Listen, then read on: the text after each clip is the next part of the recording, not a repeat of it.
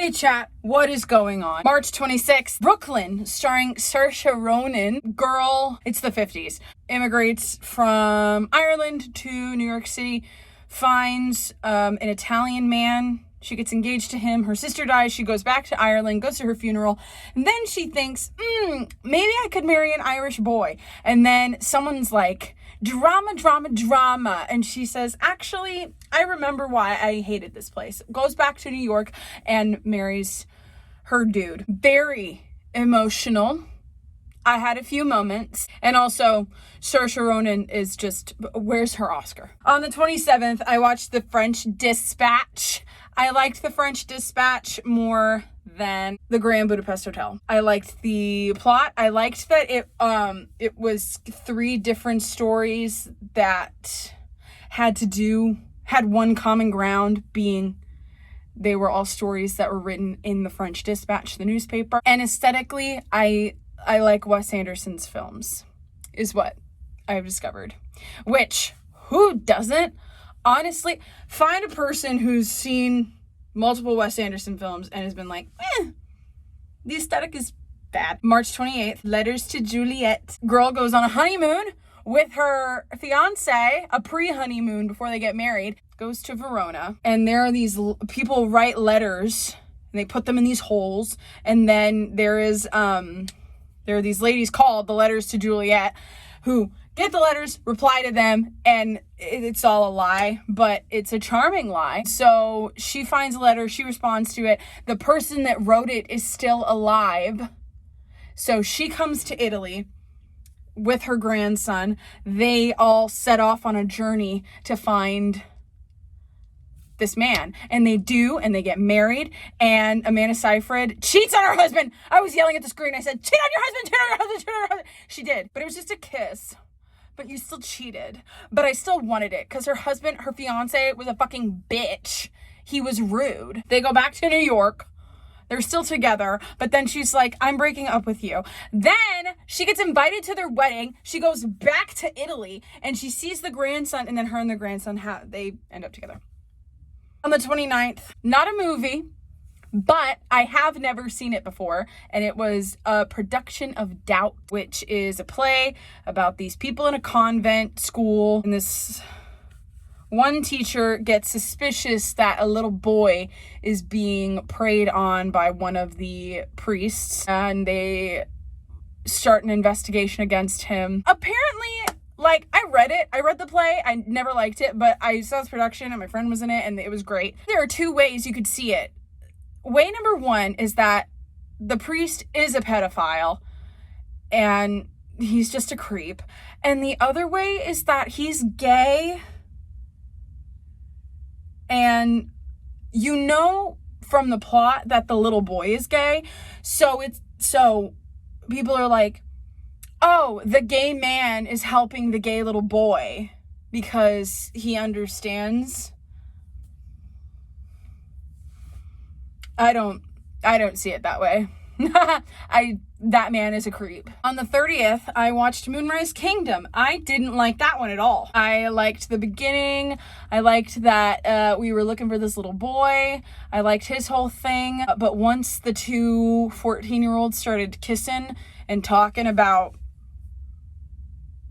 stuff that I did not want to hear 14-year-olds talking about, I got uncomfortable, and I honestly clocked out of my shift of watching this movie. On the 31st, I watched Little Miss Sunshine. I've wanted to watch this movie forever. Steve Carell has just attempted suicide. His sister has to come get him, and he has to stay with his sister and her family, which consists of her husband, her son, and her daughter. Daughter is in beauty pageants. She's being trained by her grandpa. She gets a phone call that someone had to drop out, and so now she is submitted into the Little Miss Sunshine pageant in California. They live in New Mexico, I think. The dad's an asshole, and the grandpa does cocaine, and the son does not talk, as he has taken a vow that he is not going to speak until he becomes a pilot in the Air Force. They go on this journey.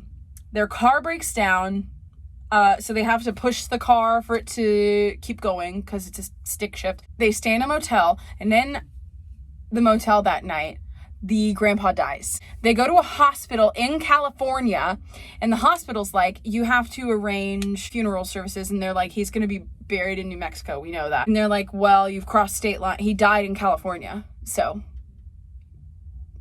unless you have travel and like stuff set up, that's not happening. They take the dead grandpa's body out of the hospital. They kidnap him.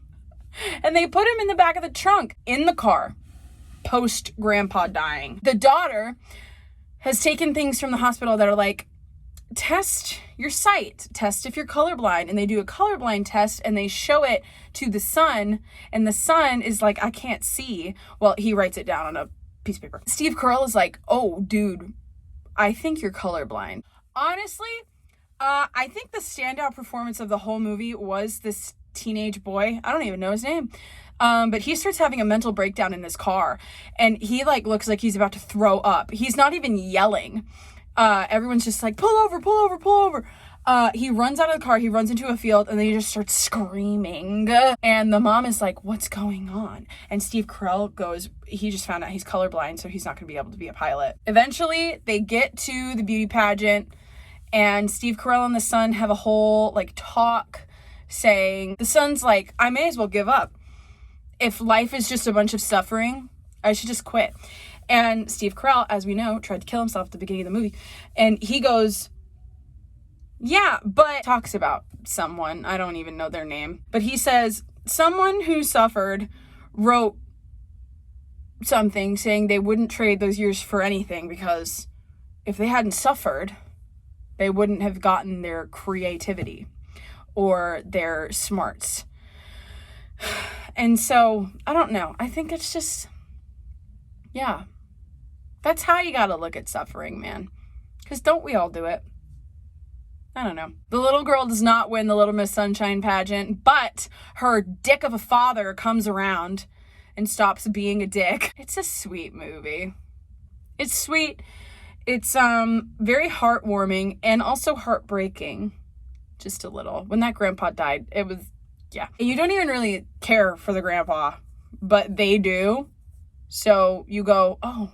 On April 1st, I watched probably my favorite movie of the year, guys. No Exit. It's on Hulu, and it's starring Lola Tung. She is a drug addict. She is in rehab, and in rehab, her mom has a brain aneurysm, and someone calls her to tell her about it. And she somehow gets access to a phone because someone has snuck a phone in.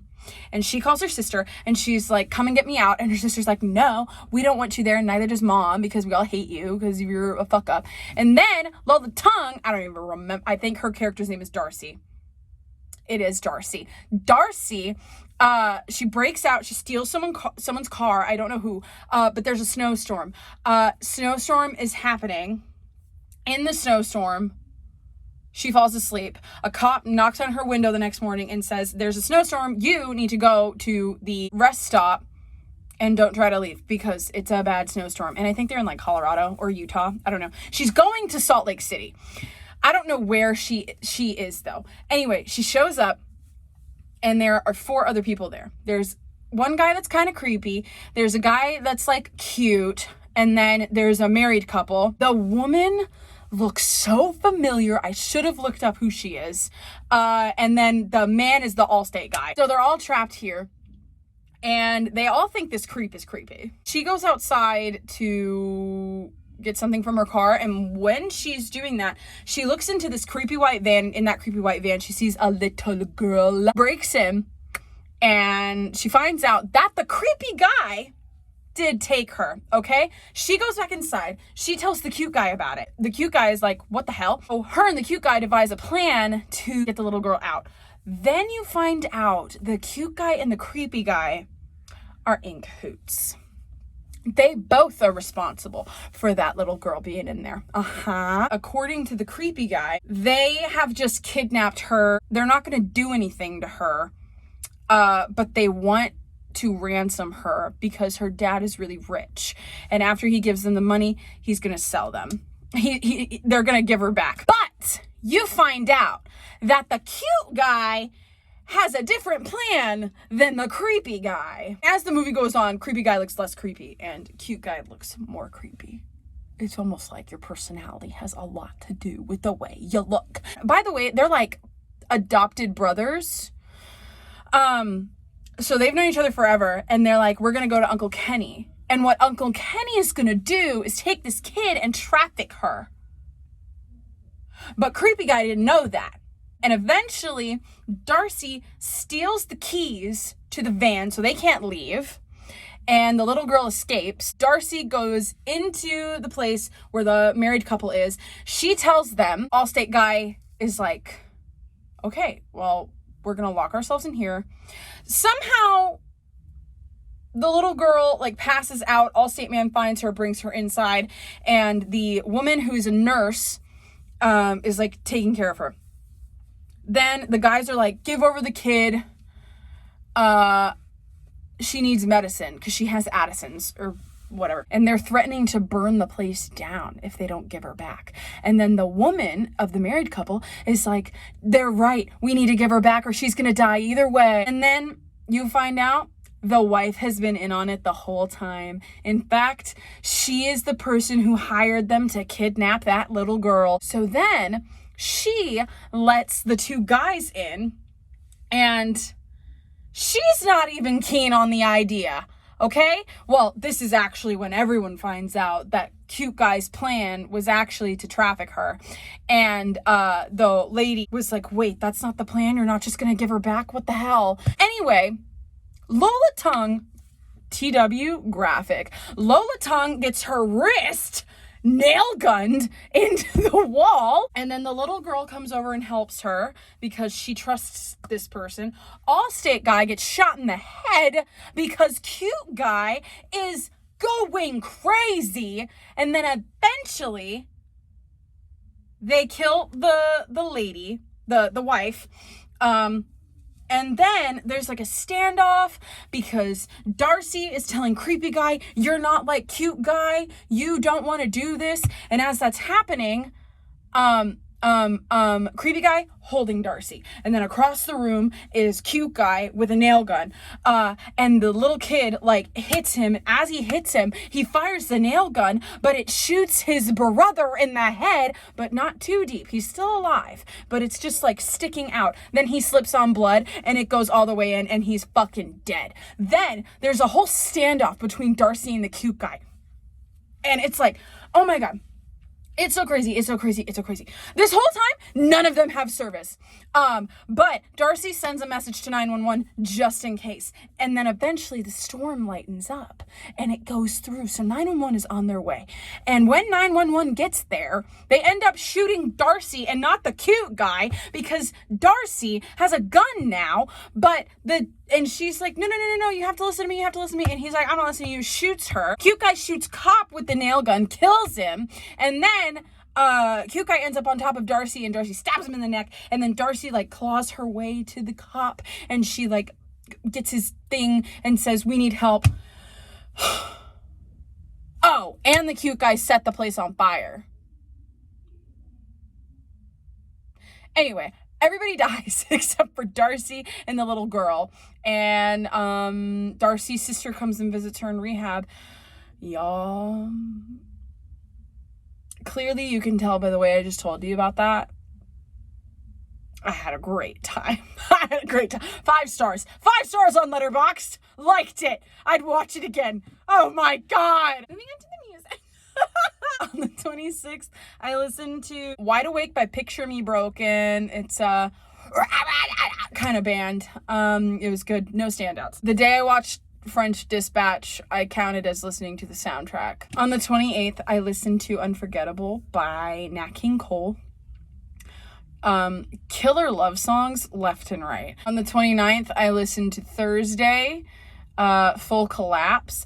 I was like, let me listen to Thursday. My Chemical Romance likes Thursday. I don't get it. I don't get the Thursday hype. On the 30th, when I watched Moonrise Kingdom, soundtrack, and same for Little Miss Sunshine. I listened to the soundtrack. The soundtrack for Little Miss Sunshine is just, it's like you're flying. It's like you have taken flight. That is what it feels like listening to that. It's like you're dreaming in real life while fully conscious. That's what I should say. On the first, I listened to The Finer Things by the State Champs. Now that I had a good time, I would listen to it again. That is, they remind me of My Chemical Romance, which, yeah. If you remind me of My Chemical Romance, chances are I like you. There you go. That's this week in review. And I swore on my dog's grave that I would edit this and upload it on Saturday. So if it's not Saturday, I have committed a celestial crime. It's gonna be uploaded today if it's the last thing I fucking do. Goodbye!